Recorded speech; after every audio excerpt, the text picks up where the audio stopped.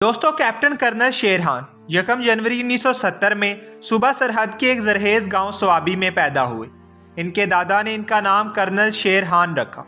Colonel Sher Khan کے دادا ان کو ایک فوجی افسر کے روپ میں دیکھنا چاہتے تھے۔ وہ آپ کو کرنل کہہ کر ہی پکارتے تھے۔ کیپٹن کرنل شیرخان میٹرک کرنے کے بعد پاکستان ایئر فورس میں 1987 کو بطور ایئر مین شامل ہوئے۔ کیپٹن کرنل شیرخان شہید 8 نومبر 1992 کو تربیت کے لیے بطور cadet Pakistan military academy Kakul چلے گئے۔ یہاں پر آپ پی ایم میں 90 لانگ کورس کے ساتھ منسلک ہو کر 3ری پاکستان بٹالین میں بطور جنٹل مین کیڈٹ 2 سالہ تربیتی کورس مکمل کیا۔ اس کے بعد آپ کو پاک آرمی کی مایاناز یونٹ میں تعینات کر دیا گیا۔ آپ نے یہ کورس اکتوبر 1994 میں کامیابی سے مکمل کیا۔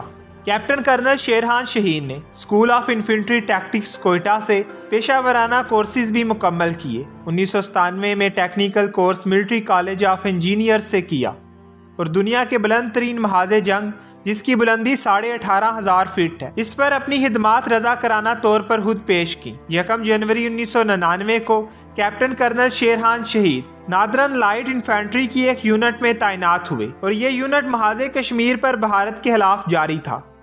ان کو اپنے فرض سے محبت اور لگن کے باعث 18,400 فٹ بلندی پر دفاعی نقطہ نظر سے اہم ترین پوسٹ کارگل پر تعینات کیا، جہاں 12 مہینے ہی برف کی دبیز چادر ہوتی ہے اور ان پہاڑیوں کا درجہ حرارت -60 ڈگری سینٹی گریڈ رہتا ہے۔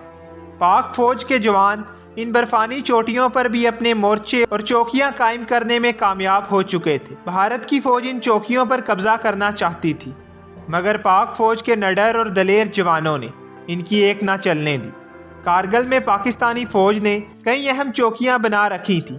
ان چوکیوں کی تعداد 5 تھی، جنہیں انتہائی نامساعد حالات اور بدترین موسمی حالات کی موجودگی میں بنایا گیا تھا۔ ان چوکیوں کو بھارت حاصل کرنا چاہتا تھا کیونکہ ان کی جنگی اہمیت بہت زیادہ تھی۔ کرنل شیرخان جس پوسٹ پر تعینات تھے وہاں انہوں نے 8 حملے کیے اور دشمن کو شدید نقصان ہوا۔ 7 اور 8 جون 1999 کی درمیانی رات تھی جب کیپٹن کرنل شیرخان کی پوسٹ پر عقب سے بھارتی فوج کی ایک بٹالین نے زوردار حملہ کر دیا۔ کرنل شیرخان نے نہ صرف یہ حملہ روکا بلکہ جواب میں دشمن کو شدید نقصان بھی پہنچایا۔ کافی دن تک جنگ ہوتی رہی۔ پاکستانی چوکیوں پر بھارتی حملے ہوتے رہے اور پاکستانی فوج انہیں ناکام بناتی رہی۔ کئی ناکامیوں کے بعد بھارتی فوج کے پاس ایک ہی طریقہ تھا کہ 2 بٹالین کی نفری کے ساتھ شیرخان کی پوسٹ پر حملہ کر دیا جائے، اور اس نے ایسا ہی کیا اور مٹھی بھر جوانوں کے لیے اپنی 2 بٹالین فوج جھونک دی۔ اس حملے کی شدت کا اندازہ اس بات سے لگایا جا سکتا ہے کہ اس حملے میں بھارتی توپ خانے نے 12,000 گولے فائر کیے۔ اس خوفناک حملے میں بھارتی فوج پوسٹ کے ایک حصے پر قابض ہو گئی، مگر کرنل شیرخان اپنے جوانوں کے ساتھ بے جگری کے ساتھ لڑے کہ بھارتی فوج اس حصے سے بھاگ کھڑی ہوئی۔ ایک پوسٹ پر بھارتی فوج قابض ہوئی تو شیرخان کے کمانڈنگ آفیسر نے شیرخان کو کہا کہ وہ دشمن کو پسپائی پر مجبور کر دیں۔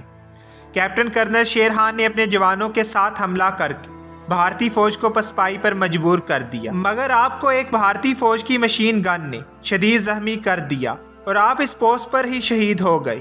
کیپٹن کرنل شیرخان کافی دور تک جا چکے تھے۔ جب آپ شہید ہوئے تو بھارتی فوج ان کی لاش کو اپنے ساتھ لے گئے تاکہ وہ میڈیا کو دکھائیں، مگر جب آپ کے جسد خاکی کو واپس کیا تو اس حد کے ساتھ آپ کا یہ بہادر آفیسر آپ کی فوج کا قیمتی اثاثہ تھا۔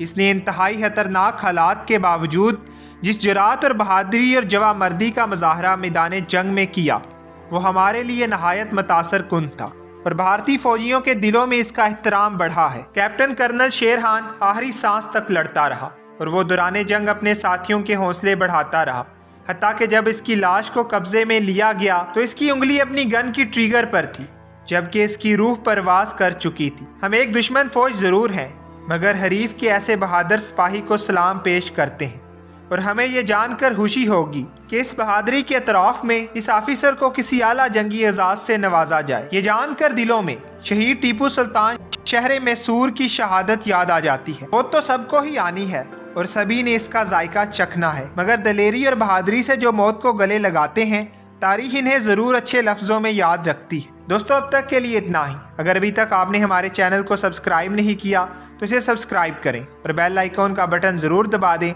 تاکہ نئی آنے والی انفارمیٹیو ویڈیوز آپ کو مل سکیں۔